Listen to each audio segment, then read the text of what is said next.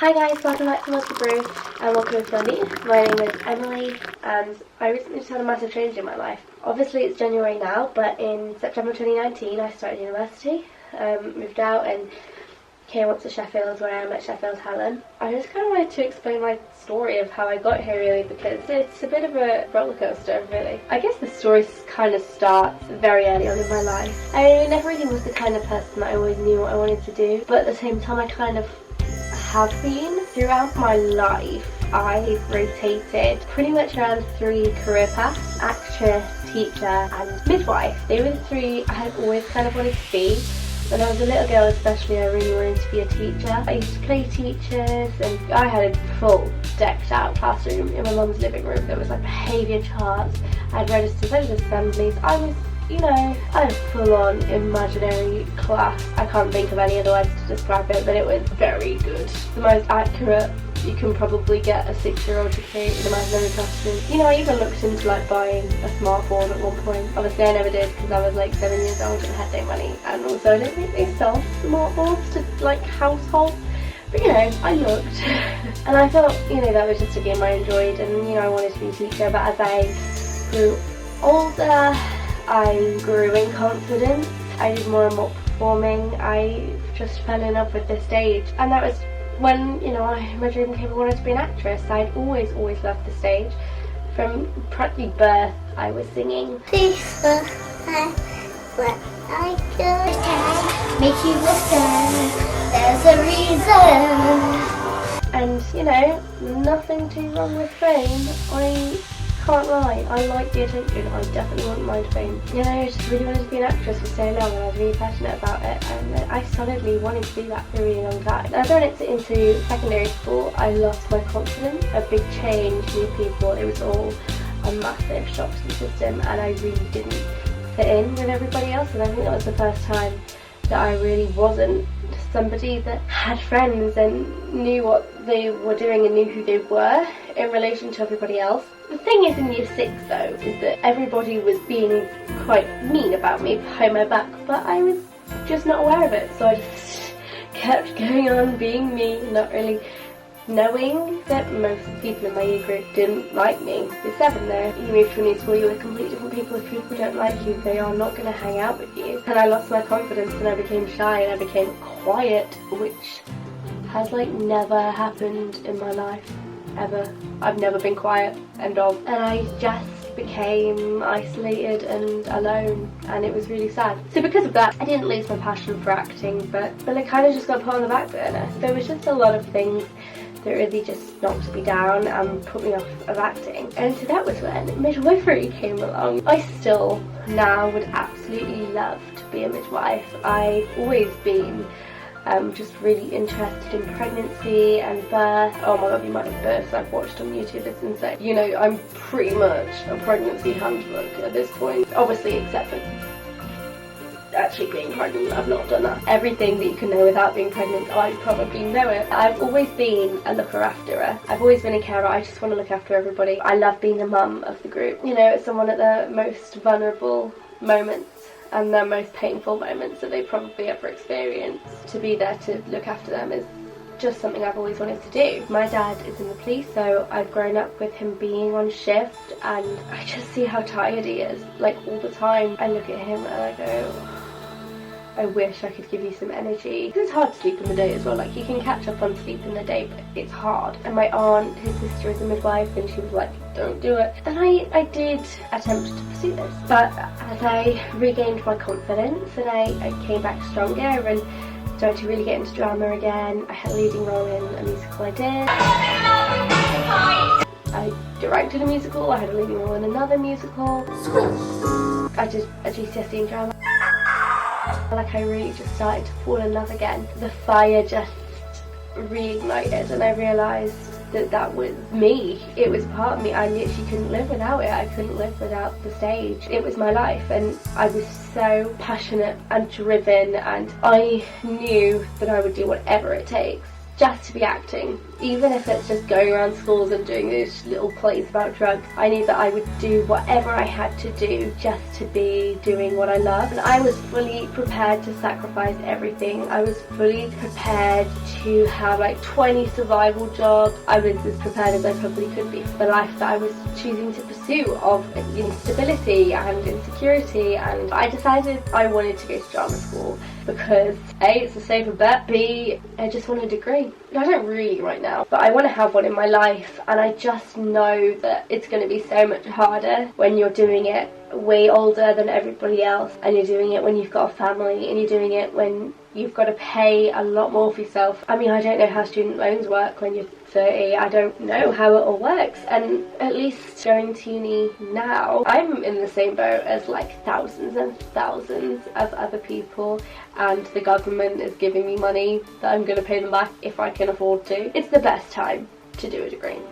There is no better time than this to do one, and I know that for my life I would like to have a degree. So I decided I wanted to go to drama school to do what I love and still get a valid university degree. So UCAS time comes along. I still promised my parents I'd apply for uni because obviously, as all theatre parents, they wanted me to get a normal person job. I promised them I'd apply for uni, and that's fine. So I looked around unis because I thought I at least want to apply for something that I'm going to enjoy if I end up somehow going, but that really was not my plan. I was looking around education or psychology courses. You know, I thought I don't want to pursue midwifery because I don't want to do the shift. So I'll just look at education, and my plan wasn't teaching because I've never loved kids that much. I've always wanted kids and I've always been really excited to have kids, but I'm more of a baby person and a teenager person. In the middle, I'm less good with. I never was one of those like people that just love kids and stuff. So I never really thought teaching as something I could do for the rest of my life. So I was looking in education and psychology to look at, you know, being an educational psychologist, working with the kids' behavioural problems, working in the education government department thing, all sorts of amazing jobs that I can do with a degree in education and psychology. Really amazing jobs. This was the plan, right? If I didn't get into drama school, I'd apply for unis this year as per normal. Didn't get into drama school, take a gap year, defer whatever offer I get from uni for the following year. If I then audition again for drama schools, because it usually takes a couple of times, if I didn't get in again, then I would just go to uni. But that didn't mean I wasn't going to pursue acting afterwards, because obviously. So that was like the plan. But right before I submitted my UCAS, maybe the day before, I had obviously been watching a lot of Ambulance and decided that I wanted to be a paramedic. And that was my new life plan, which wasn't a life plan I hadn't had before. So that's what I applied for. I applied for a ton of courses.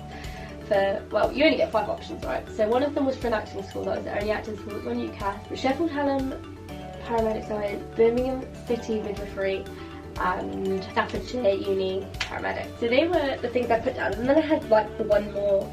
So I just put, I just left the Sheffield Hallam education one on because I was like, and I literally just completely erased everything that was my personal statement, all to do with, you know, education, and just replaced it with why I've always wanted to be a paramedic.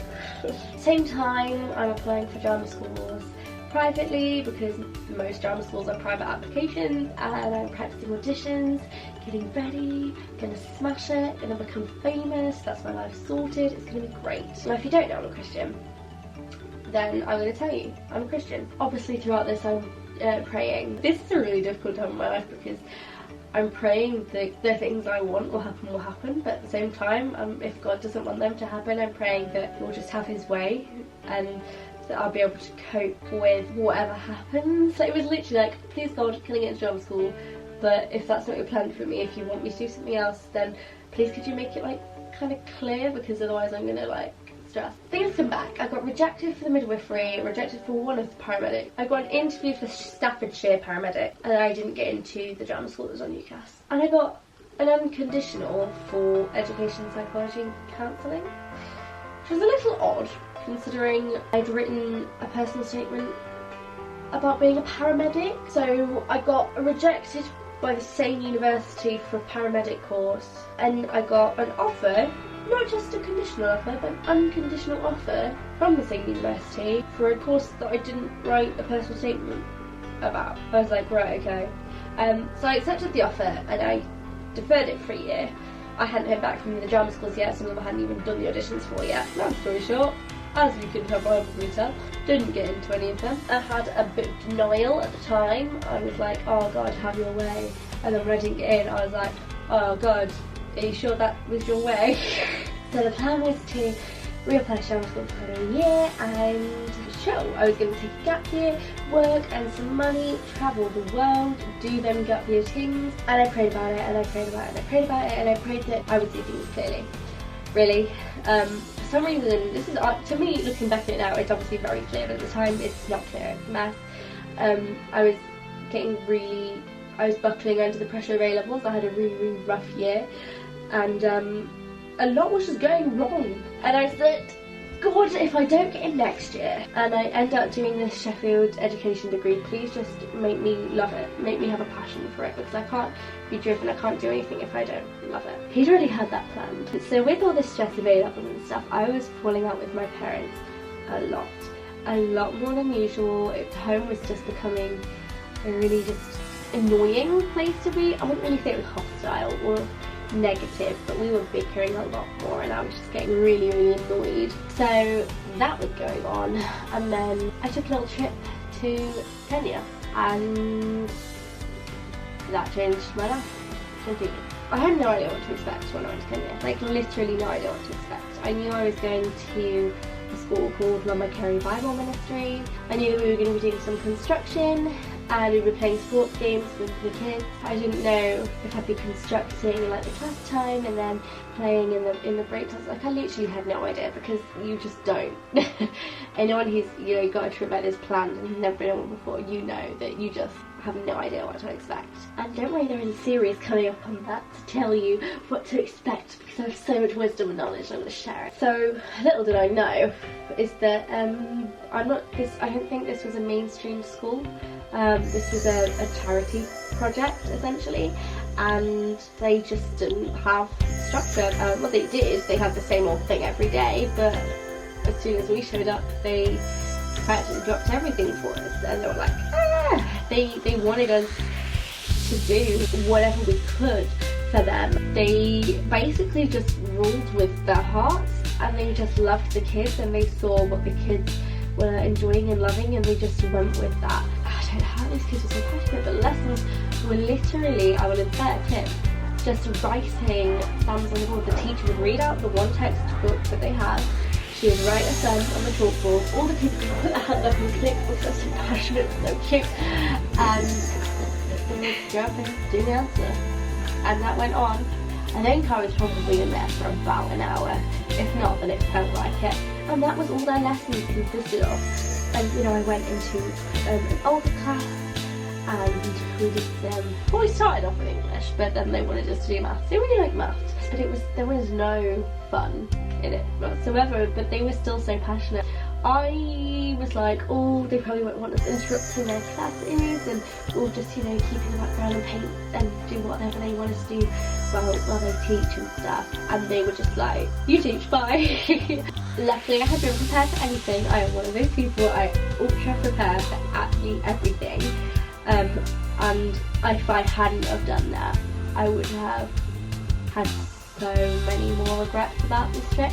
I had taken some lesson materials, it wasn't planned. It was like, I took some dice and I took some word maps that said like asteroid, galaxy, Mars, Jupiter, Earth, like space words and emotion words and phonics, and I took some multiplication charts. I basically went onto like Sparklebox and got all the like posters in classrooms. I laminated them all. I bought a laminator because I went into full teacher mode, and I'd always dreamt of doing when I was little. That's so sad. So sad. But I never had a laminator when I was a little girl, and when I was doing all these my imaginary classroom, which wasn't very imaginary, it was a room classroom, which had no kids in it, I would use sticky note plastic. Because people weren't environmentally conscious back in 2008, and I would use it and I would stick it up plastic the front and back of like a printout, and I would because that will give you the laminated effect. Giving young Emily everything she ever wanted was to just sit and laminate and print and cut. I mean, it got tedious. And so when we go over and they're like, teach, that's what we did.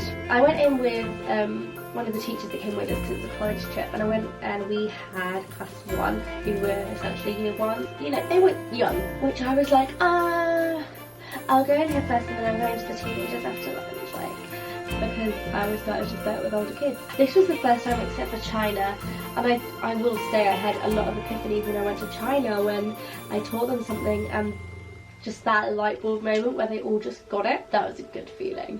Great feeling. So yeah, I go over to Kenya and I'm with my teacher. She's not my teacher, but she's a teacher, and we just have this class of 7-year-olds who just are so excited that we're there and just want to learn from us. And thank God I bought everything I bought. Well, actually, I will say the first day we got thrown in there and we hadn't taken any of our supplies with us that day, because it was just like the first day we just get to know what they're doing. And there is definitely a clip of me and some of the others just making up a lesson. Like, I've never winged something so much in my life. We were just like, who can name the planet? I would say they were like 11 to 12, 13-ish. And in Earth, which is where we are, it takes 1 year to go all the way around the sun and back to where it started. And that's 1 year that takes. So we're going around for 2 years. They were very, very smart kids. So I was like, I bet they don't do much geography. So we taught them about space and countries and continents, and that is how the continent song began. Africa! Africa! Europe! Europe! Asia! Asia! North America! North America! North America! Africa! I left teaching with this class and I just fell in love. I have no other way of putting it. I just fell in love. I fell in love with those kids. Me and Hannah, who is the teacher I was with, we decided we just went back every single day. We taught them the whole week. The whole week we did not leave them. And we had, there was still a lot of thinking on our feet involved because I'd had no lesson plans, but I had the resources. And I was like, right, here's a beach ball that I bought. Let's throw the beach ball at them and whoever can catch it couldn't say the answer. Yeah, awesome. You know, genius idea. I just fell in love. Little did I know that when I was praying, can I please just love it. If this is what I'm going to do, if I don't get to drama school next year, because at this point I'm still taking a gap year, just make me fall in love with the course I'll be doing. And he'd already got that planned. I mean, that was when I knew that I had to do that for the rest of my life. There was no doubt. I would give up every single penny of money and every ounce of fame that I could ever even possibly accumulate just to teach these kids and to teach any kids. And I know it's different in the UK, I know it's harder in the UK, but kids are so important to today's society and they are so easily influenced. And I know that as a teacher I can make such a big difference in lives and such a big difference in learning journeys, and I just can't wait. Class 1 will always be my first class. I will, like that, they will just always be my first class. My partner, my teaching partner, she sent a video to her dad and her dad was like, oh, that girl wants to be a teacher, doesn't she? It was just, I cannot explain it. Like I just knew that that was what I was called to do for the rest of my life. I am meant to teach, and I was not expecting that. Let's just say I was not expecting to come back just knowing, like I just knew. It's so weird. It's like, you know, these people where they're like, I knew you were the one as soon as I saw you, and you're like, no you didn't, like no you didn't. But then, like, sometimes they actually do. Like, sometimes they do just know. And that moment for me was just, all of a sudden everything made sense. And I just felt it. I was just like, I'm gonna be a teacher. That is my calling. That is what God wants me to do. And I can't believe I didn't see it. So I went home. And so at this point at the timeline, it is August. and I'm talking to Hannah, and I'm just literally just talking. Like, that is often how I make my life decisions, and how I make any decision. I just talk, until eventually my mind kind of clears, because I've talked everything out a bit, and I realised, like, Hannah literally did nothing but just done that, and then at the end of it, she goes, I think you've just decided what you're going to do, haven't you? I was like, yeah. You know, I was like, do I still take the gap year, go travelling, have an amazing life? And I was like, I can't.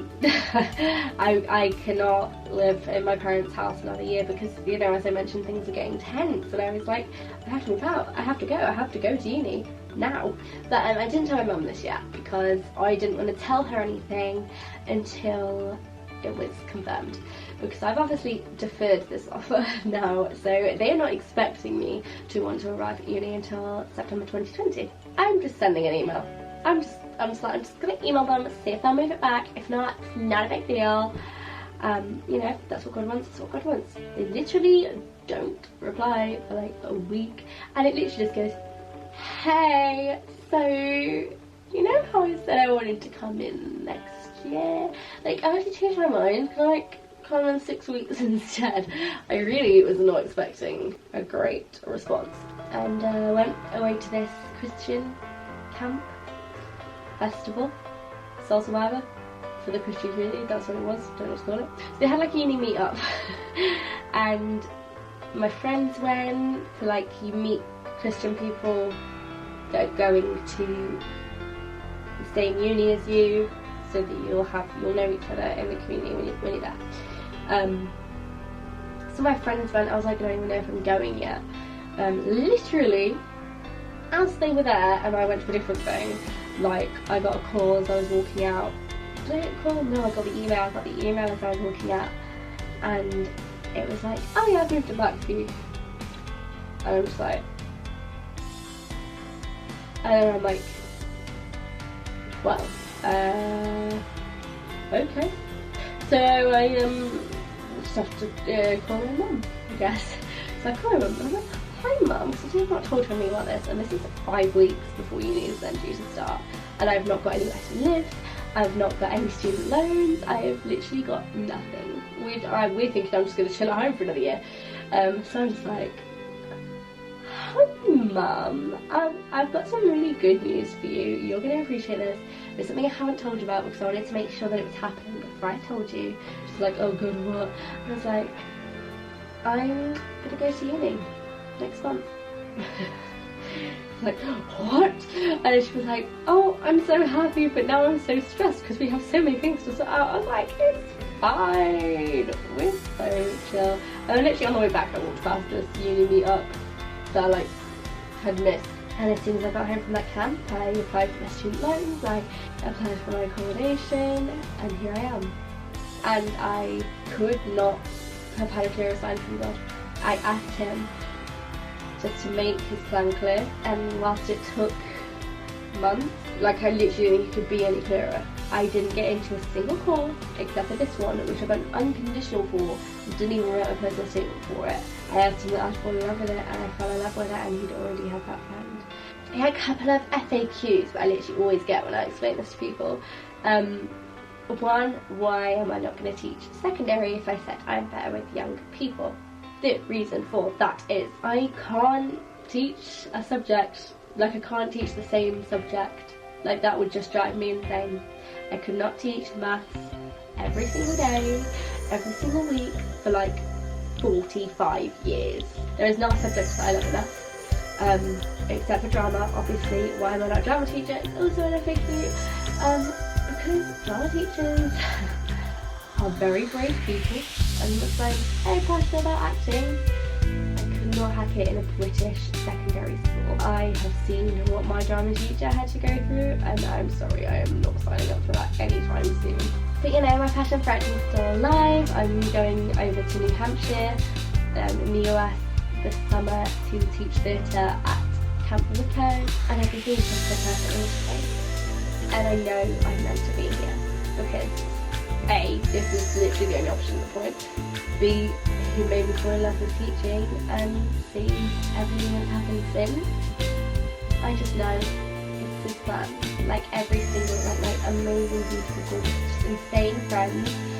My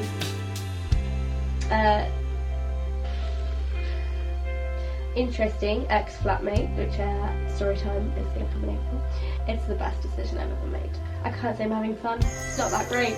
You just do a love essay, and I hate going out, so kind of rubbish. But I'm a new teacher. I don't want anything else. Plus, 13 weeks of holiday a year.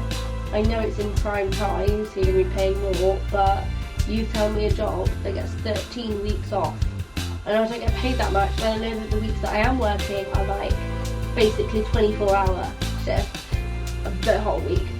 But you tell me a job that gets you on holiday for 13 weeks a year. Mic drop. Anyway, I don't think I missed off anything important. That seems to be my whole story. It was quite long. I derailed a lot, and I'm very sorry about that. But a lot of people are interested into how I got here, considering that I had been very vocal about wanting to be an actress, and I didn't give up. Just for the record, I didn't give up. I just found a new love. I still love acting, but I know that this is what I need to do, and this is my calling. Like, I just know it. Okay, get over it. And yeah, please do subscribe if you enjoyed this video. Please subscribe if you didn't enjoy the video. Let's switch it up. Subscribe anyway. Actually not doing part of the subscribe account, so thanks guys. I know you all know me, but that is not the point. Oh, we have got the very first episode of Price Point coming out next week, which I'm so unbelievably excited about. Price Point comes out the last Tuesday of every single month, and we test different products. So next week it's vodka. We get very drunk, of all different prices and brands, and we do blindfolded, so we can see if the Aldi vodka tastes exactly the same as the Grey Goose. We'll have to watch and find out. Although it might get quite fuzzy towards the end, because nothing we really say makes sense at that point. There is no set background, by the way. This is not my permanent filming location. I have no permanent filming location, so get used to it, okay? Thanks. I have to leave for a counselling lecture in 15 minutes, so goodbye. Have a great day. Do something good. Or something bad, but I don't recommend that. Bye! Bye bye bye!